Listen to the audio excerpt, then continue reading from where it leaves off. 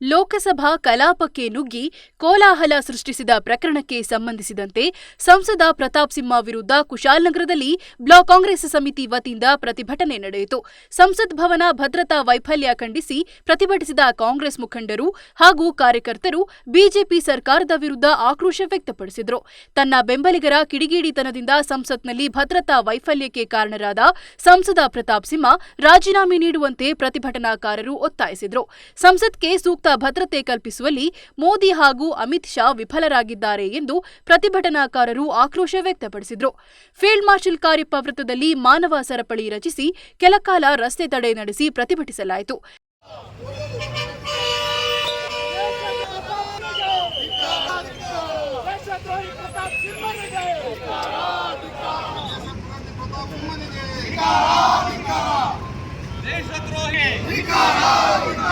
ದೇಶದ್ರೋಹಿ Pratap ಸಿಂಹನಿಗೆ parliament ಕಳಿಸಿದ ಪ್ರತಾಪ್ ಸಿಂಹನಿಗೆ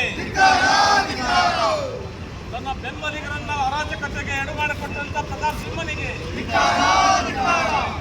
ಪಾರ್ಲಿಮೆಂಟ್ನ ಭದ್ರತಾ ವೈಫಲ್ಯಕ್ಕೆ ಕಾರಣವಾದ ಪ್ರತಾಪ್ ಸಿಂಹನಿಗೆ.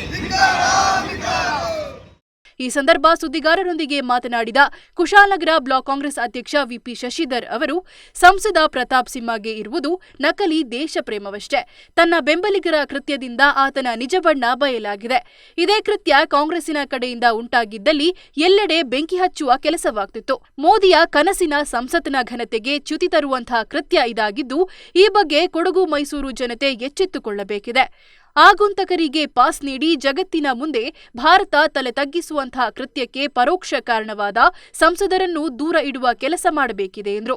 ಅದಕ್ಕೆ ಎಷ್ಟು ಪವಿತ್ರತೆ ಇದೆ, ಘನತೆ ಇದೆ, ಎಷ್ಟು ಮಹತ್ವಪೂರ್ಣವಾದಂಥ ಒಂದು ಸಭೆಯ ಬಗ್ಗೆ ಅದಕ್ಕೊಂದು ಪೂಜನೀಯ ಭಾವನೆ ಇದೆಯೋ ಅದನ್ನು ಯಕಶ್ಚಿತ್ ಎರಡು ಯಾವುದೇ ಮದ್ದುಗುಂಡುಗಳಿಲ್ಲದೆ ಪಿಸ್ತೂಲ್ಗಳಿಲ್ಲದೆ ಇಬ್ಬರು ಆಗುಂತಕರು ಅದನ್ನು ಆರಾಮಾಗಿ ಪ್ರವೇಶ ಮಾಡಿ ಅಲ್ಲಿ ಸ್ಮೋಕ್ ಬಾಂಬನ್ನು ಎಸೆದು ವಾಪಸ್ ಬರಬಲ್ಲರು ಅಂತ ಹೇಳಿದ್ರೆ ಮೋದಿಯ ಕನಸಿನ ನೂತನ ಪಾರ್ಲಿಮೆಂಟ್ನ ಕೇಂದ್ರ ಎಷ್ಟು ಭದ್ರತೆಯಿಂದ ಕೂಡಿದೆ ಅನ್ನೋದನ್ನ ನಾವಿಲ್ಲಿ ಅರ್ಥ ಮಾಡ್ಕೊಳ್ಬೇಕಾಗ್ತದೆ.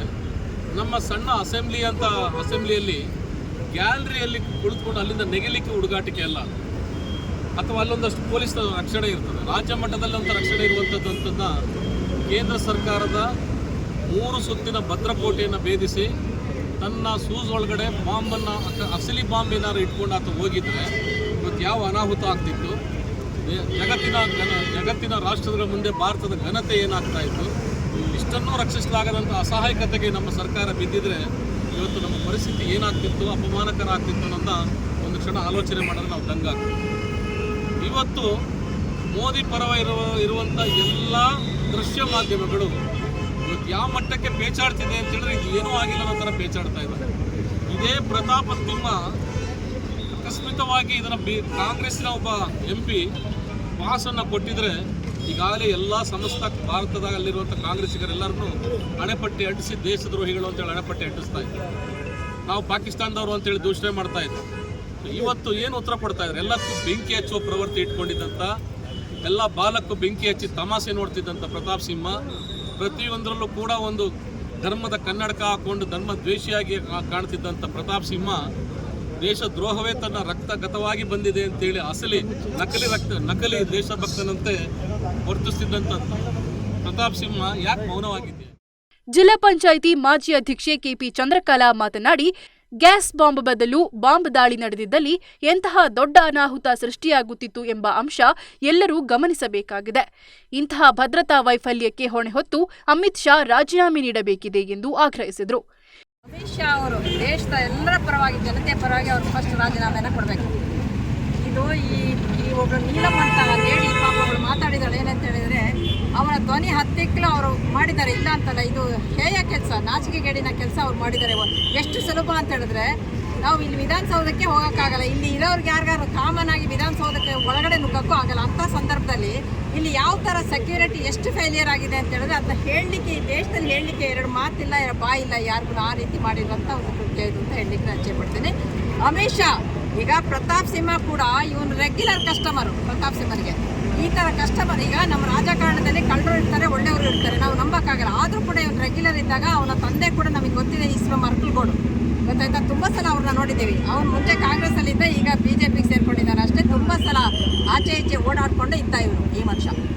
ಎಷ್ಟು ಆಶ್ಚರ್ಯ ಆಗುತ್ತೆ ಅಂತ ಹೇಳಿದ್ರೆ, ಒಂದು ಪಾರ್ಲಿಮೆಂಟಿಗೆ ಅವ್ರು ಹಾರಿದ್ದು ಹೋಗಿದ್ದು, ಇದೇ ಒಂದು ವಿಷಬಾಂಬು ಏನಾದ್ರು ಮಾಡಿದ್ರೆ ಇಡೀ ಎಲ್ಲ ಸರ್ವನಾಶ ಆಗ್ತಿತ್ತು. ಗೊತ್ತಾಯ್ತಲ್ಲ, ಇಡೀ ಪ್ರಪಂಚಕ್ಕೆ ಗೊತ್ತಾಗ್ತಿತ್ತು. ಇದನ್ನ ಪ್ರತಾಪ್ ಸಿಂಹನ ರಿಸೈನ್ ಮಾಡಬೇಕು. ಪ್ರತಾಪ್ ಸಿಂಹ ಸಣ್ಣ ಎನ್ಕ್ವೈರಿ ಕೂಡ ಇಲ್ಲ. ಇದು ಯಾವ ಥರ BJP, ಇದು ಯಾವ ಥರ ಸರ್ಕಾರ, ನಿಜವಾಗ್ಲೂ ಆಶ್ಚರ್ಯಕರವಾದ ಸರ್ಕಾರ ಅಂತ ಹೇಳಲಿಕ್ಕೆ ಈ ಸಂದರ್ಭದಲ್ಲಿ ಇಚ್ಛೆ ಪಡ್ತಾ.